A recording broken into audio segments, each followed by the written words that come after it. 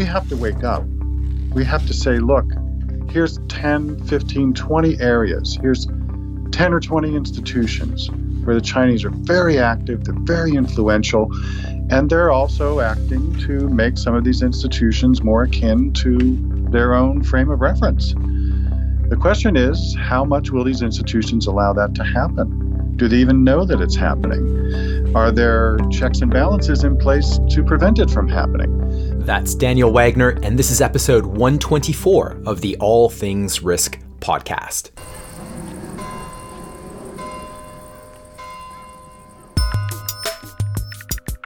Welcome and welcome back to the All Things Risk podcast. This is our first proper episode of 2020.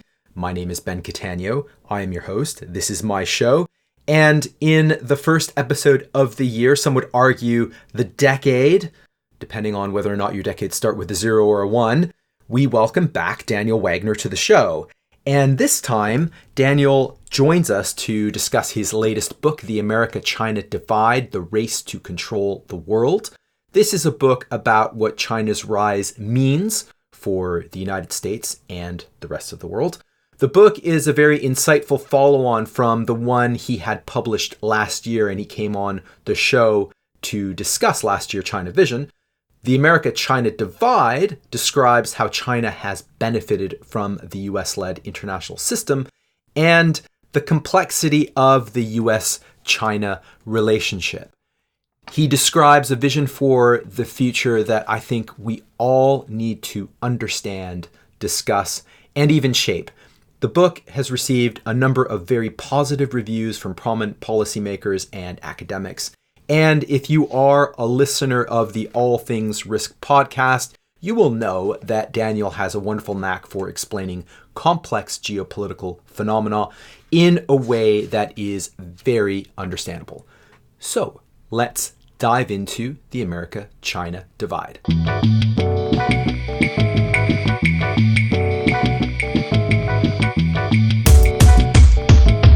Daniel, once again, welcome back to the All Things Risk podcast. And this is becoming a regular event that I just love and my listeners just love. So wonderful to have you back to talk about your new book. It's always a pleasure, Ben, and thank you for having me again.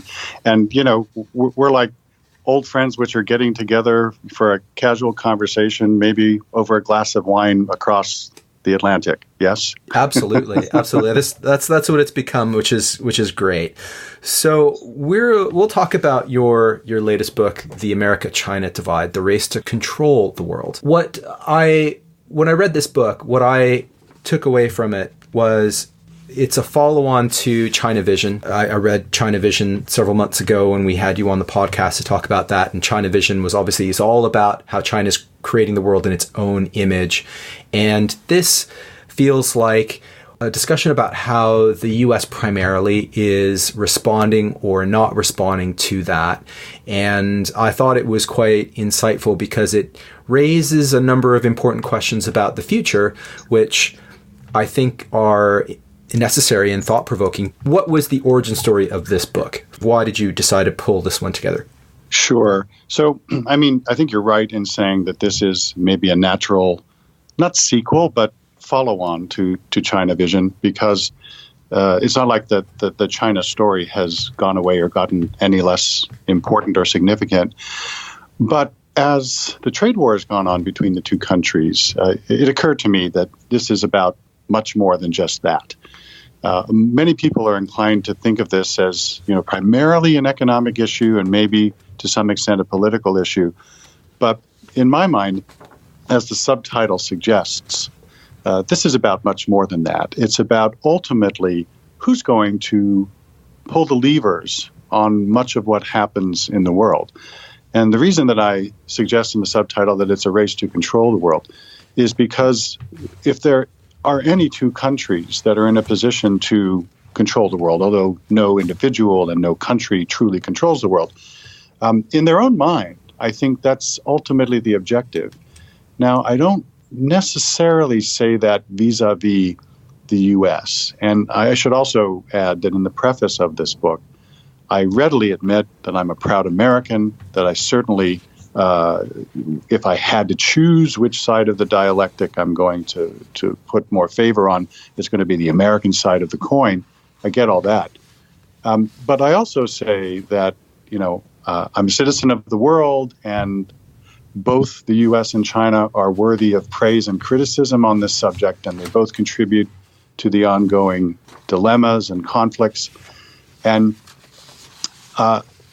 when I started thinking about this, it occurred to me in the end that this was about who's going to be more powerful in the corridors of power, who's going to have the most sway over national economies, who is going to ultimately be the leading force in the environment debate.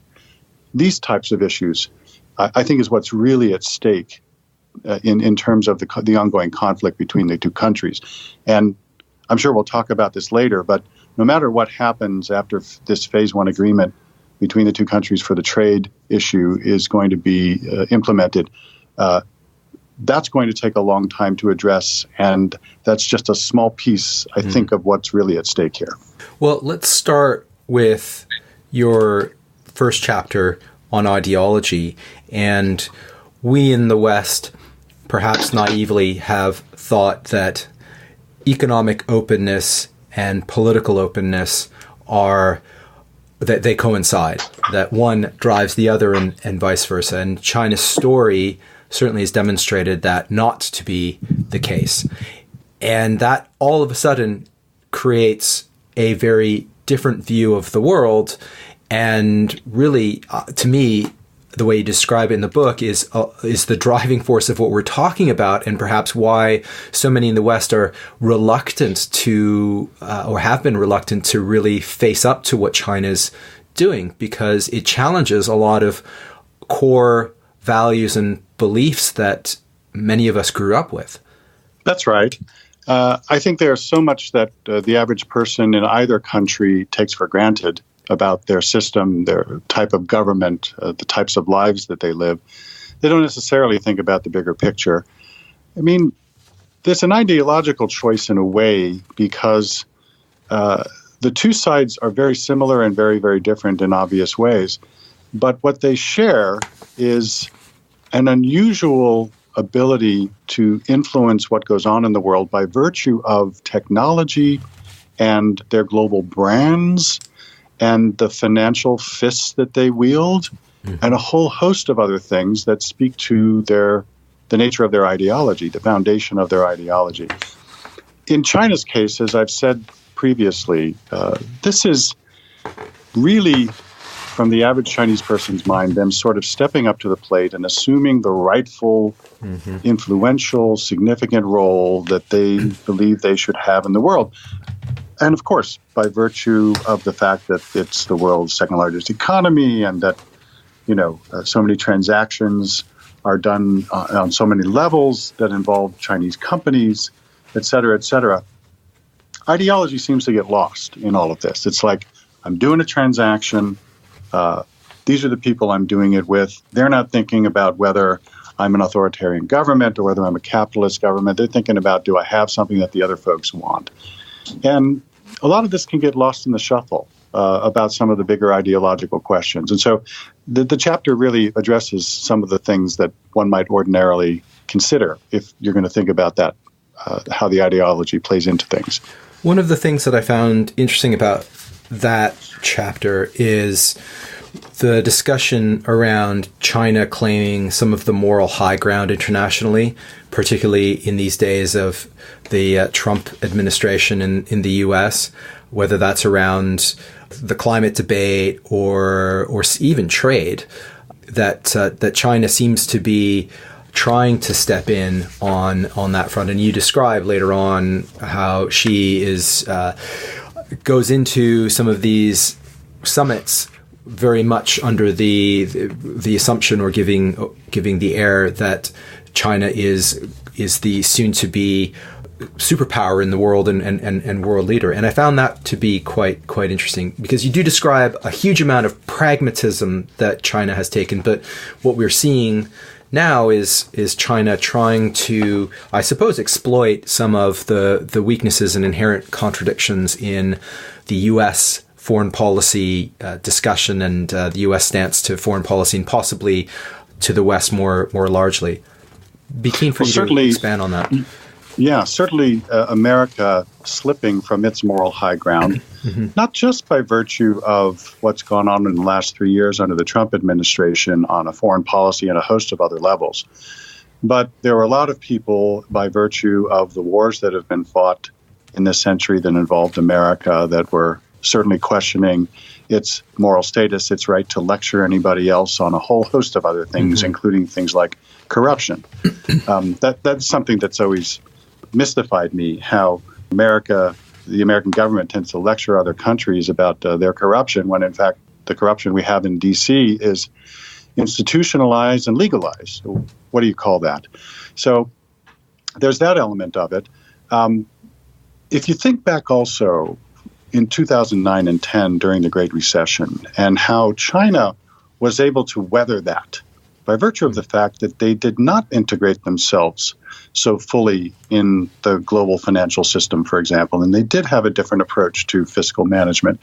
They look like the bastions of fiscal conservatism compared to what was going on in America. And I think that was also a sort of a telling example in the sense that they're saying, hey, we have the ability to just sort of sit back, see what's going on, and react rather than act in advance. And that's actually served them very well. That all said, one of the things that I point out in the book is that she is fond of going to Davos and other global functions and preaching to the crowd without necessarily having the ability to say that we ourselves have the ability to be a legitimate leader on things like climate and things like the pressing diplomatic issues of the day. Because the world is actually looking for a leader, if it's not going to be the U.S., that has some of the values of the U.S. and stands for much of what it is that they stand for. I cite in the book a survey that was done by Pew earlier this year, which basically talked about what does the world think of China? And the short answer is that most of the world likes a lot of what China stands for, but they don't want to be like China. And that's something else that's explored in this particular chapter.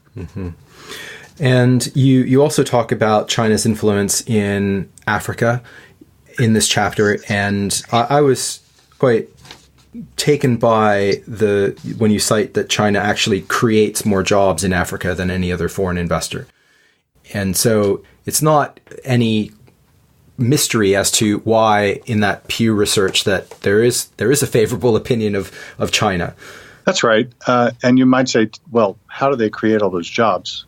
McKinsey did a study a couple of years ago that examined just what kind of economic impact China is having on the continent of Africa. And they came to the conclusion that there's something like 10,000 private businesses that have sprung up across the continent by Chinese entrepreneurs and companies. And when you think about the kind of impact that can have on small and large economies, it's actually inspiring in a sense. I mean, it's inspiring entrepreneurialism to the extent that some countries might need it there. A lot of them don't need it. They're more entrepreneurial than many Western or developed countries might be. But it does speak to the fact that there are some, let's say, misnomers, misunderstandings about what China's doing in Africa. And we can talk about that trap diplomacy and some of that stuff. And those are definitely important issues. And they have made some really significant mistakes in that regard. Yeah. But they're also doing a lot of good. They're promoting development. They're building a lot of infrastructure. And of course, as states do, they take care of their own needs. But what's happened is that a lot of African countries have become a lot smarter about how they deal with China. And it's not just come in, I'll take your money, do whatever you want. Now it's like, here are the roads I'd like you to build. And no, I don't need that airport. And I'd like you to focus on some schools this time around, that kind of thing. Yes, so you cite the case. Yeah, you cite the case of Angola in that they push back a lot and been very directive with China, and it has caused China to rethink its approach to the Belt and Road Initiative.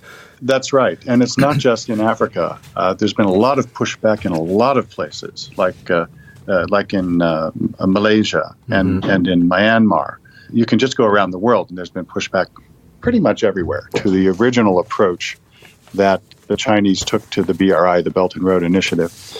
That all said, kudos to them for saying, hey, this might not be the best way to do it, and we're listening to you and we're being responsive. It's in their own interest to do that, of course, but they don't have to do that. They could continue saying, well, you need the money, where else are you going to get the money? You could do it my way, or I'm going to go take my money somewhere else. So I think it's a bit of a give and take, and I think China's actually learning a lot through the implementation of the BRI. And we can also talk about that later if you want, but the BRI is losing some steam, and it's not quite as robust as it was, and it's not necessarily sticking exactly to the original vision that Beijing had for it. Let's get back to the BRI, but one of the things I also wanted to touch on here is that China's approach is incredibly strategic. And when you cite things like China's investments in Western media companies, for example, and science and the military and AI and the amount of very multi-generational strategic planning that it does, it is nuanced, and it does require a huge amount of understanding that what China is doing is pursuing its interests, and the U.S. ought to be doing the same, or it certainly is. But sometimes in the nature of the discussion and the debate from a Western perspective, that view that states, they pursue their own interests on an international sphere, and you have these marriages of convenience and inconvenience in international relations. That's just a part of international relations, that none of this is black and white. And I thought that, so those two things really come through. One is the how comprehensive the nature of China's strategy is, and secondly, how interwoven it is with the pushing and pulling of international relations, which is messy, and just there's no such thing as black and white. Absolutely right. And this is a very multifaceted, multi-pronged effort that they're doing. And kudos to them, first of all, for doing it, because it's a very, very ambitious thing they're undertaking, but also for devoting the necessary resources to actually make it a reality. I mean, I guess one of the great things about being an authoritarian government is that you don't have to ask a lot of people for a lot of permission to do stuff, and you don't have to have a lot of debate. You just do it. You want to build a ring road in Beijing, you just mow the houses down and build the ring road. It's pretty simple. That doesn't necessarily translate so well everywhere in the world, which is why they're modifying some of their approach and doing a more nuanced approach. But that all said, as we've talked about before, the amount of money that they are devoting to the race for AI supremacy, their approach to the cyber issue, the military buildup that they're doing, I mean, these require tremendous resources. And my concern, and I do express it throughout the book, is that America's sort of asleep at the wheel. And you could argue that we were asleep at the wheel before Mr. Trump ever got to the helm, because China's in the habit of thinking in terms of 5, 10, 20, 30, 50 years ahead. And they've got plans for all sorts of stuff, to make them this leader and that leader in this area and that area. And they're doing it. It's sort of like the Nike approach to foreign policy, or the Nike approach to business. Just do it. I do admire that about the Chinese. And, the bulldozer approach isn't appropriate in every possible venue, in every possible circumstance. But where it is and where it works, they're masterful at doing it. That is certainly true. Let's talk a little bit about the Sino-U.S. relations as well, and perhaps the current trade war. And you discuss in the book that the trade war actually may be a net positive for China. Could you just elaborate a little bit on what's happening with the trade war? So the Trump administration just figured, for the first time, and it is really the first time, that they were going to do what they were going to do by taking China to task for some of its practices in trade and intellectual property and all these other things that are issues now, that eventually they would just blink, we'd come to an accommodation and everything would be fine. Well, obviously it didn't happen that way. China is not likely to change their fundamental system any more than we are. We shouldn't expect them to, and that's one of the things that the Trump administration actually expected them to consider. They're not going to do that, and I don't blame them. That's just not the way the world works. That all said, I think it's possibly a net positive for the Chinese because this is giving them the ability to think critically about who they are, what they're doing, how they're doing it, and how they need to pivot in order to meet their own needs the best way that they can going into the decades into the future. And if that hadn't have been the case, I think they might just figure we're going to continue doing what we're doing for decades to come. And frankly, if Trump hadn't come along, maybe they would have. That all said, they're nimble enough and they're responsive enough to be able to say, okay, here's what we need to do going forward. And my expectation is that that's exactly what they're doing. In the meantime, the world is moving on, and consumers are moving on, suppliers are moving on. Chinese and American suppliers have found alternatives. Consumers have found alternatives. And that's weighing heavily into the motivation that the Chinese have for making real concessions here. I think they're both deliberately stringing this out. The Chinese are stringing it out because they presume and hope that, a year from now, Mr. Trump won't be at the helm and maybe things will just get better on their own. The Americans are stringing it out because it's become very much a political issue, and Trump wants to milk this for all that he can for as long as he can. My own hope is that the fundamentals of the relationship have or are in the process of changing, and that it will ultimately end up being a change for the better. That's a hope more than an expectation necessarily, because there's so much at stake. And as China is rising and becoming more and more powerful, America is becoming less powerful, less influential. And the Chinese know it. I talk in the book about, how influential the Chinese are in institutions like the United Nations. They control 4 branches of the UN, more than any other nation does. They're influential in so many other multilateral organizations. They're rising, and they have been rising, well, at least for a decade, probably more like 2 decades. And it's been, in a sense, an organic growth. It's almost like it's creeping up without anybody necessarily realizing what's going on. But in the exercise of both hard and soft power, they are making great strides. And I'm just very concerned that the U.S. is going to slip further and further behind in more and more areas. In that part of the book where you talk about U.S.-China relations, you also mention that the U.S. really does need a strategy. And if you were to counsel a policymaker in Washington, someone that's significantly powerful enough, someone who can influence policy making, what would the key pillars of an American strategy be? What ought it to be that you're not seeing now?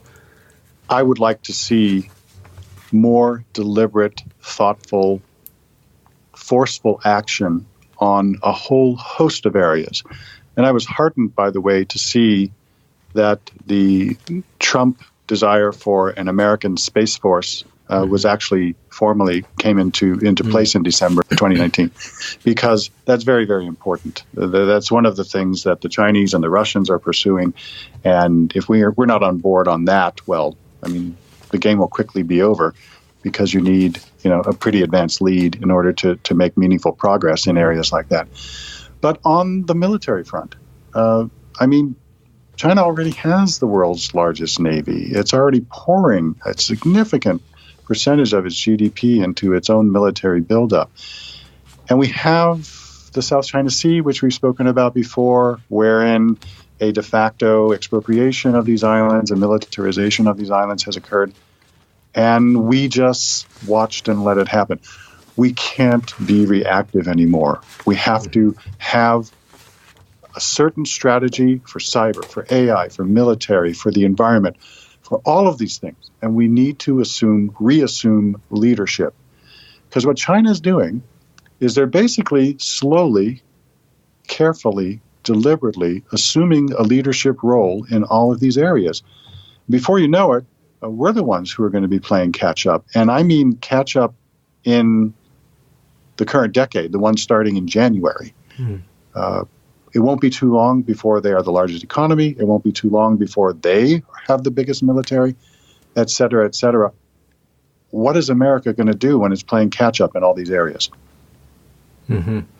And I think one of the things that does come through as well in the book, that certainly China's rise is inevitable. But I guess what you're saying is that coexistence is very, very possible. And I think you used the term, is it competitive coexistence? Is that the term that you used? I used the term coopetition. Coopetition. Meaning, okay. Yes, meaning the idea that the two countries would cooperate where they can, but otherwise it's basically just a competitive race. Right. And so what you're raising the alarm bell on here is incredibly important, which is that if the West, and the US in particular, doesn't change its thought process, that it will be a definite number two versus being in a position where this coopetition can exist. And I'm not really sure which is better, but I'm like you. I have a Western bias, and I think that having coopetition and two predominant players or two sets of allies is probably better for the international system than just one, and everyone looking up at the Chinese who are at the top of the rung. Yeah, that's right. America's never been in second place in most areas. It's certainly never been in second place post-war as the global leader, de facto or otherwise. Worth pointing out also that what China's basically done is they have masterfully, again, utilized the system that the U.S. and the West was absolutely instrumental in creating in the post-war arena. And they've utilized it to their maximum benefit. You know, they've joined the WTO and they've joined a host of other organizations and they've worked within it. And they're working within it in terms of also uncovering some of its flaws to their own advantage. I had to talk a bit about that in the book. That all said, we have to wake up. We have to say, look, here's 10, 15, 20 areas. Here's 10 or 20 institutions where the Chinese are very active, they're very influential, and they're also acting to make some of these institutions more akin to their own frame of reference. The question is, how much will these institutions allow that to happen? Do they even know that it's happening? Are there checks and balances in place to prevent it from happening? And one of the things that's occurred, of course, in the Trump presidency is that it's been uncovered just how many gaps and inconsistencies there are in the American political system that allow things to go on because they're not specifically illegal. The same is really true for all these institutions. Yeah, some of them have really, really tight regulatory environments, but a lot of them do not, or a lot of them are being co-opted and they don't even realize they're being co-opted. So I would also like to see these multilateral institutions pay a lot closer attention to what all countries are doing. For example, how is it that so many countries in the WTO can refer to themselves as developing? South Korea and Singapore are not developing countries, but they have developing country status in the WTO, which allows them to take advantage of all sort of rules that apply to developing countries. And nobody's objecting to it. You know, these are the types of things that I'm hoping the institutions will pay more attention to. It's interesting to see all of these contradictions at play and how China has been adept at exploiting them. The Sino-Saudi relationship is also an interesting one and a great example of how the U.S. pulling back a little bit because of fracking and so forth has created an opening for China to exert its influence. And then similarly, then you have China moving in and buying up all these ports, as you describe, and all of these institutional loopholes. Well, it's quite a patchwork, right, of rules and norms with a whole bunch of gaps that can be easily exploited. Yeah, so let's use the example of the European ports that are discussed pretty widely in the book. a lot of these port authorities, a lot of these governments in Europe, they're not even really necessarily thinking about some of the strategic longer-term implications of having Chinese partial or even complete ownership of ports. Right. And for my listeners, Daniel, can you just describe what China's doing with ports in Europe? Ports generally, but ports in Europe in particular. Yeah, so what they're doing is they're buying partial or total ownership in very strategic ports around Europe, in Zeebrugge and Piraeus and other places. And these are ports that are strategically significant not only from a commercial perspective, but also from a political and military perspective. For example, U.S. military ships come in and out of some of these ports, and that gives China information on U.S. military movements and an up-close look at the ships and all these other things. The best example that I can think of how sensitive this all is actually in Israel, where I talk about how a Chinese government-owned company has taken a significant stake, I think it's 25%, in the port of Haifa. Haifa, right? The most significant port in the country, one of the most significant in the Eastern Mediterranean.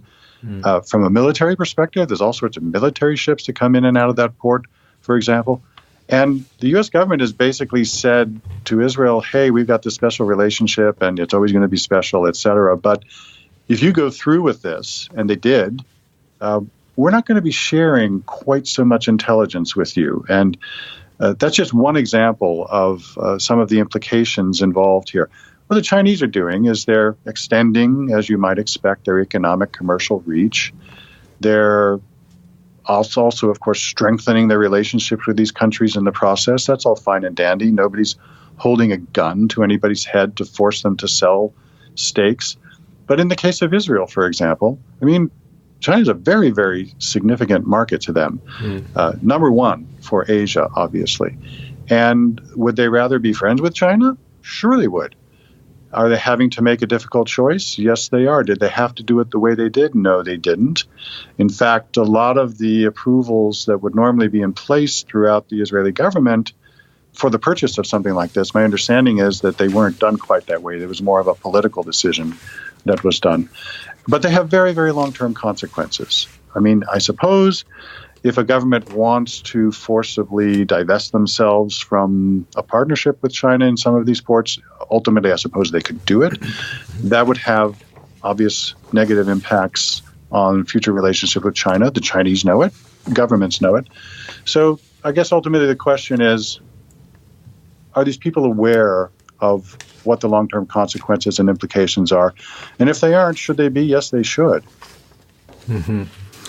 It might be a good time to talk about debt trap diplomacy a little bit more as well, because you do cite the example of Kenya and the ports in Mombasa and what happened there. Not that would ever happen to Israel. That's a completely different context, but it is very interesting to describe the debt trap diplomacy. We're only starting to use that term recently, and I think we were starting to use a term that was practiced well before it came into the policymaking lexicon.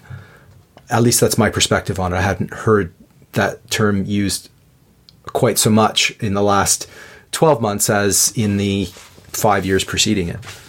I think that's right. I think this is something that's come about not because necessarily China was the first one ever to practice debt trap diplomacy, but they've sort of made it an art form because of the breadth and scope of how they've been lending money to developing country governments. Right. But basically what it means is that they've been lending to a lot of these governments on fairly onerous terms or under conditions which basically allow them to expropriate assets when these governments fail to repay the money. And very often they understand when they're lending the money that this money is never going to be repaid because a lot of these governments don't have tens of billions of dollars to repay. So it's understood in advance, again, what's at stake here. The governments understand what's advanced, but they don't have a lot of options in terms of where to go to get this money. Multilateral institutions can only lend so much. Bilateral governments can only lend so much. So the question is, who picks up the remainder? Tremendous infrastructure and other basic needs. So kudos to China for stepping up to the plate and being willing to do it. But as we touched on earlier, it was done on fairly onerous terms, fairly burdensome to the government and to the population. Building airports, for example, that these countries don't need, and building roads to nowhere, and doing things that normally governments wouldn't be inclined to approve. But in return, they often get natural resources. They get, of course, their heightened influence with the government in question, and they're building longer-term relations. That's all fine and dandy. My concern is that a lot of these highly indebted poor countries, otherwise known as the HIPSEs or the HIPICs, they become more indebted again. Like they might have made some progress toward either wiping out their debt or having it written off or making good progress on paying it off. And then, China comes along and offers all this money and they become more indebted again. That's certainly what happened in countries like Kenya and Zambia. So this has been a double-edged sword for Africa and for other countries that are part of the BRI from the very beginning. And a lot of the leaders either didn't think it through or they didn't want to think it through because they figured, well, 5 or 10 years from now, I'm no longer in power. It's somebody else's problem. And the sale of a lot of strategic assets have happened as a result. One of the best known has occurred in Sri Lanka, for example, where a very strategic port ultimately had to be sold in whole to the Chinese because, well, basically they couldn't pay the money back. This is an interesting topic, and perhaps we can use it to segue into the concept of soft power.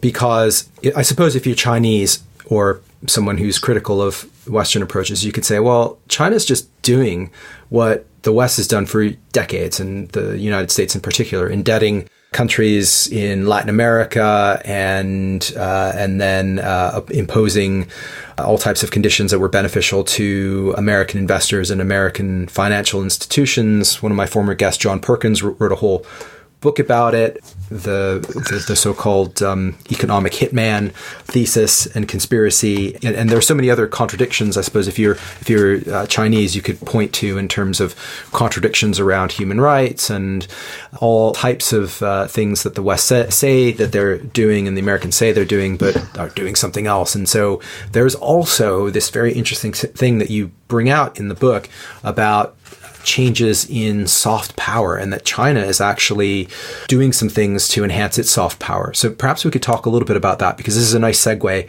into that concept, I think. Sure. Yeah, I'd be the first one to admit that America is guilty of a lot of the things that it might be pointing the finger at China at now. And China says that all the time. I remember having a debate on a TV program with a very knowledgeable Chinese commentator, and he was basically saying, well, don't point the finger at us. You guys have done all of this stuff before we ever did. That doesn't necessarily mean that that's behavior worth emulating. And of course, there are differences between how America did what it did in its time and what China is doing now. So I don't necessarily equate the two. That all said, the exercise of soft power has become very, very important in this whole equation. And here again, the Chinese are becoming masterful at this. They're exercising soft power through any number of ways, but mostly, I would argue, through the birth and thriving of so many global brands in throughout the world that are Chinese made. Chinese appliances and Chinese phones and all sorts of other things. The Chinese phones are the biggest sellers in a lot of the developing world. And it's so interesting because, as you know, I was living in Abidjan in Côte d'Ivoire for part of the second half of 2019. And a lot of the phones that I saw throughout Africa and in Côte d'Ivoire were Huawei. That's another interesting point about, to the extent that Huawei is involved in this whole soft power issue. There are hard power aspects and soft power aspects to ultimately how these brands are taking over what it is that they're doing. But you can't go in many parts in Africa and not see that a museum has been built with Chinese money. This is true in Dakar in Senegal, where I saw the African Civilizations Museum, which is a new museum, which was largely funded with Chinese money. So they're spending money through advertising, through all the things that one typically uses to exercise soft power. It's not that they're making Bollywood movies quite the same way, but they're out there and they're making a real impact, and that's having a real significant influence on the way that consumers think. They largely think positive about Chinese products, and they're saying, well, of course, if I own a Chinese phone, why wouldn't I? They're a third of the price of some of the Samsung and Apple products, et cetera, and they do everything else that they do, so why would I spend 3 times as much to accomplish the same thing? And another aspect of soft power that you point out in the book is around the environmental considerations of, China certainly funding coal-fired power plants and the rest, but they're also investing heavily in electric vehicles, and we know all about solar panels, and China is starting to embrace a little bit the ESG movement and has had considerations around climate change in its foreign policy for some time, and it probably won't be too long before that starts to have some type of effect in the soft power debate. There are a couple of motivators behind that. One is for anybody who's spent any time in China, particularly in the winter, there are days when you can't see across the street. The air is just foul. And you might be aware, your listeners might be aware, that there was a time where China was building coal-fired power plants, one a week. They were opening a new one. They realize that cannot continue. And they realize that it's in their own interest, not only from a health perspective, but economically, to get on the environment train. And when they decide to do something, they just go ahead and they do it. They're the leaders in electric cars at the moment, in terms of sales, in terms of developing technology. They're very serious about that. They're also very serious about assuming the helm of leadership in the environmental movement, since the U.S. has willfully stepped away from that in the Trump era. And they're basically saying, hey, we're the natural heirs to this process. We're leading in solar and in all these other areas.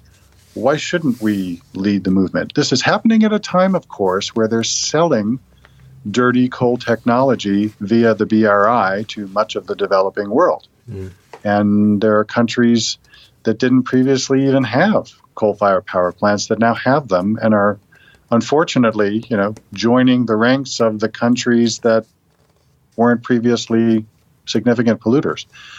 So it's very complicated. They're saying, though, if not us, who? And in a way, they're right. They're putting a lot of money into green technologies. They're investing in green companies all over the world. So in some sense, you would say them taking the helm of the environment movement is natural. And yet, on the other hand, there's these built-in contradictions again, the sale of coal-fired power plants to these developing countries that you wouldn't think that a leader in the environmental movement would be doing. And similarly, where the Paris Climate Accord was concerned, the Chinese were basically saying, yeah, we'll get to all that and change the basic math on our emissions by 2030. That doesn't make much sense either. It's by 2030 where we're supposed to have the reductions, which obviously aren't going to occur. We're going to blow through that. So now the projection is that by 2025, the Chinese will reach their peak and they'll start to decline in their carbon emissions in just 5 years' time, which is, of course, very welcome news. So it's complicated. Nothing in this discussion is straightforward. There's speed bumps and obstacles and contradictions all along the way. Well, let's delve into another area of complexity and potential contradiction, and that's around state-owned enterprises and business. And one of the things that you point out in the book is, when a Western entity is dealing with a Chinese business, it's also dealing with a Chinese state. And Huawei is obviously an example of that, but you cite other examples. You also cite the amount of investment that China's making in U.S. startups, which is interesting and also alarming. Many in the West are perhaps also a bit asleep at the wheel around that. Would you contend that that's the case around Chinese investment in U.S. startups? Definitely. That's one of the driving reasons why under the Trump administration, and this is one of the things I'm in favor of, I'm in favor of a number of things the Trump administration is doing, not necessarily the way they're doing it, but that they're doing it, is tightening up the regulations around the CFIUS, which is the Committee on Foreign Investment in the U.S. In the Trump administration, in the last year in particular, they've really, really tightened it up to basically say if this has strategic impact in the economy, if it's in a strategic sector of the economy, well, they're going to have to jump through some extra hoops. And the amount of foreign investment that has dried up is something like 98%. I forget exactly what the statistic is. It's in the book between 2017 and 2018 or 18 and 19. Yeah, it's basically just dried up.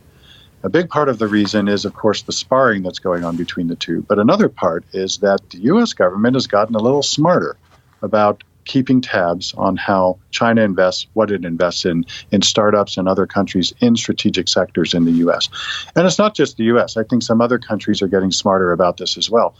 But by the same token, it just mystifies me that countries like the UK and Germany can be okay with having Huawei in some of their most sensitive cyber infrastructures and basically ignore the red flags and the sirens that are going off on the U.S. side, saying, guys, here's what they're doing. You don't understand this. Huawei has very, very deep relations with the People's Liberation Army and other aspects of the Chinese government.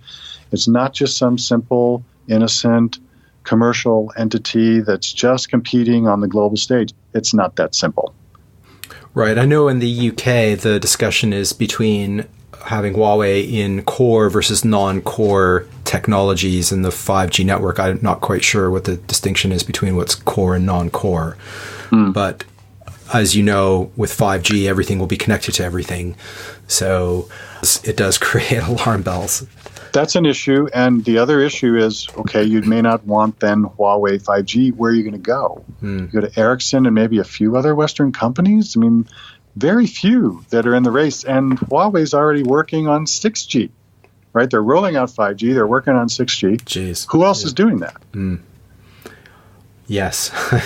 I can't, my mind just boggles at the thought of 6G. I don't even know what 6G would look like. I'm still trying to get my head around 5G also. Yeah. All I know is it's supposed to be 100 times faster than what we've got today, and I don't think there are too many consumers who would object to that. Yes, and it will allow us to do all kinds of things like remote surgery, for example, because the latency isn't there, and so it opens up a number of possibilities we probably don't even fully comprehend yet. So 6G, my goodness, that's another level.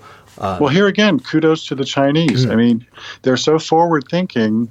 They're already moving on. They haven't even rolled out 5G fully, and they're moving on to 6G. Who else is doing that? Kudos to them. We need to be more like it. Well, what's interesting, and here's where I'd like to perhaps make another segue. It's around technology and the military.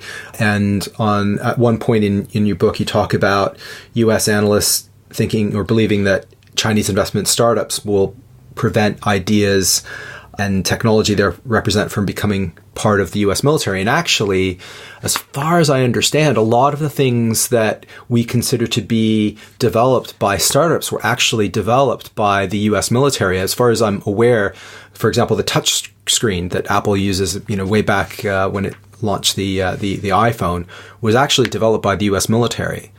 And so if that link between Silicon Valley and the military gets disrupted because of what China is doing, then that creates some interesting questions from a geopolitical perspective. Well, the reverse is also true, Ben, and that is that the military often gets some of its best ideas from some of these startups, and they actually invest in some of these startups. So it's a sort of a two-way street in that regard. Very, very concerning in terms of the progress that China has made in its military. For anybody who watched the parade in October to celebrate the 70th birthday of the Chinese Communist Party, what an incredible display of military hardware. You just go look at a YouTube video of that. They've got hypersonic gliders and the world's most advanced long-range missile and a whole host of other things. Not that the U.S. military doesn't have something similar. Maybe they're just not advertising it as such. But we've gotten to such a level in terms of some of the advanced technologies associated with AI and the military that it's changing the very nature of warfare. And here again, China gets it. Its ability to project its power via its military so far from its shores, even though it doesn't have the type of blue water navy that the U.S. Navy has. Their ability to project power. That's what the Spratlys and the Paracels are about. Their biggest fear is that they will ultimately lose the ability to project their power because they're surrounded. And the U.S. has a lot more friends than China does. They know that. And all of this mishigas, if you will, this craziness between the U.S. and China over the last couple of years, it's strengthening some alliances, it's weakening some others, it's creating new ones on both sides of the coin. So I hope, again, that the U.S. is successful in strengthening some of its existing military alliances and in creating some new ones. I would love, for example, for the tide to turn in the Philippines, right? So the Philippines kicked out the U.S. military from Clark and Subic 20 years ago, and now they're cozying up with China for obvious reasons. Mystifying to many of us why they would do that. And some people are thinking, well, maybe this is just a temporary phenomenon. Maybe this is just a Duterte thing. But on the other hand, once those ties are established, you don't necessarily just walk away from them. China's always going to be their neighbor. It's always going to be very, very influential. I roll my eyes. I'm just mystified at some of the things that have happened in recent years in this arena. But it is real. It's happening. And China is a force to be reckoned with in the military arena and is only getting stronger. Your chapter on military power is interesting for a couple of other reasons. One is that you don't seem to suggest that the two are on their way towards an armed conflict, and we've talked about that previously. But I suppose the potential continues to exist for miscalculations and misinterpretations of activities and pushing boundaries a little bit too far and all of those kinds of things. The stakes are extremely high, and that's the reason primarily why I say I don't believe that a military conflict between China and the U.S. is either imminent or even necessarily likely. There's just so much damage that would be caused, and that would have implications on so many other countries that it would just be, if you will, like another world war in a sense. Then there are defense pacts and other things that would kick in. It would get really messy really quickly. Now, would you say that even applies to the situation with Taiwan? We've talked about the South China Sea, but we haven't really talked about reunification at all, and whether or not that as a flashpoint could also create the potential for some type of armed skirmish or conflict. Yeah, that's probably an armed conflict or a skirmish that the U.S. would lose, and I think they know that. China's ability to project power from its coast and very close to its coastline is very, very significant. It used to be the case that the U.S. held the military advantage on that front. So the treaty with Taiwan, of course, still exists, and it probably will for many years to come. I don't know about the unification issue. I figured, well, if war was going to happen between the two, it would have happened. It hasn't happened for many, many decades. I don't think it's going to happen. They're closer to reunification than they've ever been. Their economic ties are closer than they've ever been. That said, I don't think unification is happening anytime soon. It is interesting to note also that what's going on in Hong Kong is something that's very, very concerning to Xi Jinping. And I do give him credit for not sending the troops in. You know, the old way things would be done, a week or two of this protests, and they would have just rolled the tanks in, and that would have been that. No, they can't do that because by treaty they're not supposed to. They're supposed to keep their hands off for 50 years, etc. But it wouldn't be smart for them anyway, because hearts and minds are the issue here. Question is, if this were to happen on the Chinese mainland, what would have been the response? It would have been very, very different. So Taiwan, Macau, Hong Kong, they have a special situation, a special relationship with the mainland. The rest of it does not. And what's going on with the Uyghurs and Xinjiang and some of the protests that are going on inside China. There's many that we don't hear about, but they're going on all the time. It's got Beijing very concerned. Mm-hmm. One of the things that I found interesting as well is that, and this comes back to the whole theme, that this is not black and white. This is very nuanced. And there are examples of cooperation. So the clear situation in Nigeria, for instance, where both Americans and Chinese cooperated. And so there's a codependency. There's, I don't know how you want to call this divide, frenemies. We use other words, but it's incredibly multifaceted. So there are examples where both sides cooperate. There are. The Nigeria example, when they were trying to remove some radioactive material from northeastern Nigeria so that the rebels wouldn't get it, that's a great example of cooperation. You can also perhaps anticipate some cooperation in 2020 and beyond where North Korea is concerned. I mean, right. U.S. and China have a lot at stake there, and they're pretty much aligned on the idea that they would really like it if this was no longer a problem. But it happens to be on China's border. That's a possible area of cooperation. The environment is a possible area of cooperation. There's a whole host of other areas where that might occur. It's just that it's not an ideal environment right now to be doing that. Most people aren't thinking about how can we cooperate. There might be some discussions going on behind the scenes that none of us know about, but it just seems like the environment isn't terribly conducive to cooperation for the near term. We've covered a fair bit of ground, but I do want to touch on the question of how ready China is to lead the world and how far off we are from seeing that. Soft power is important, as we've discussed. Soft power leads to ideas, and I would argue ideas lead to the creation of institutions that then start to have a real influence on how things happen in the world. How far off are we from seeing China actually exercising what you might call the moral as well as economic and military leadership position in the world? Well, that's really the central question. You put your finger on it because a lot of the other pieces are in place. The economic and the political and technological pieces are in place for China to assume leadership. What's missing are the moral issues, the ethical issues, the governance issues that a lot of people are wondering if China is even capable of exercising.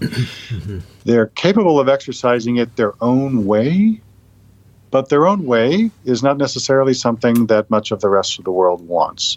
So the key question that I think Xi has to answer, and leaders that may succeed him, although that may be for some time, is how can you demonstrate that you have that leadership quality which is missing?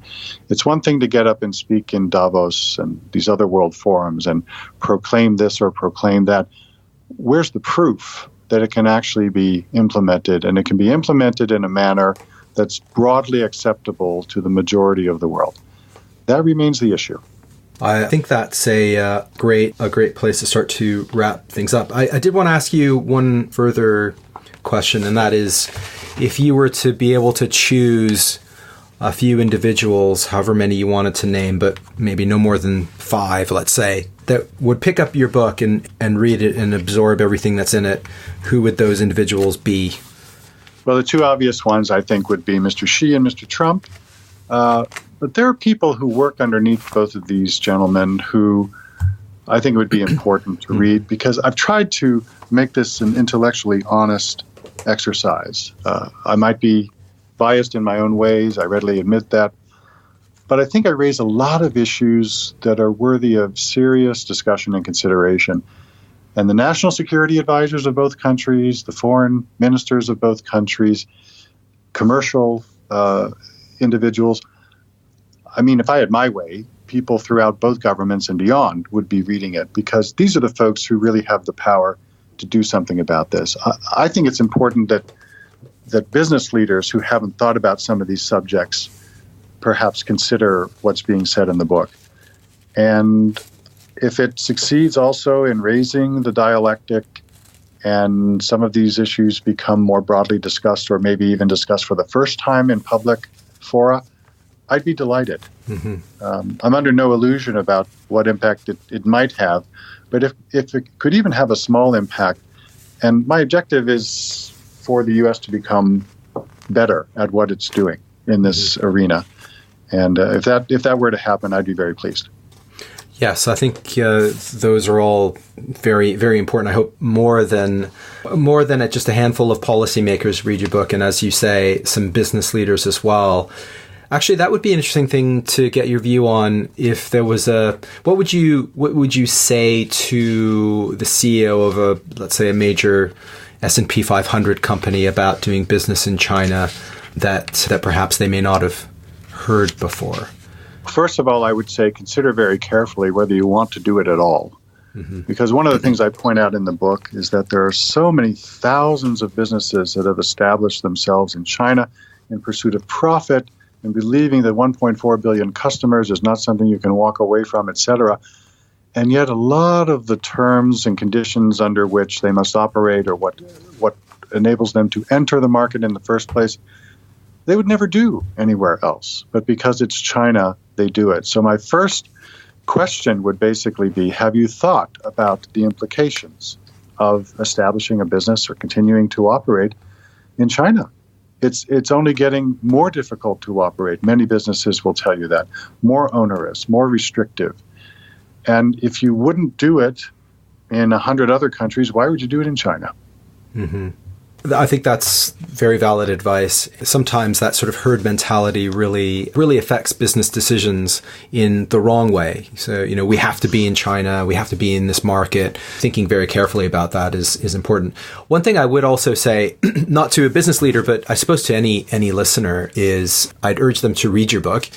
But also, I think in the West, these types of discussions about current affairs is really actually very difficult to have meaningful conversations, the kinds that we need to have. They certainly don't take place on social media. And what I appreciate about the kinds of conversations that we have is that you bring in all the nuances. We get into the nuances because it is complicated, that there are ideological issues, there are moral and ethical issues, but there are also practical issues that relate to power and that relate to interests of governments, and we also need to recognize those and have much more nuanced conversations, which is what I appreciate you bringing to the podcast, because it really, I think, does help a lot of people think stuff through.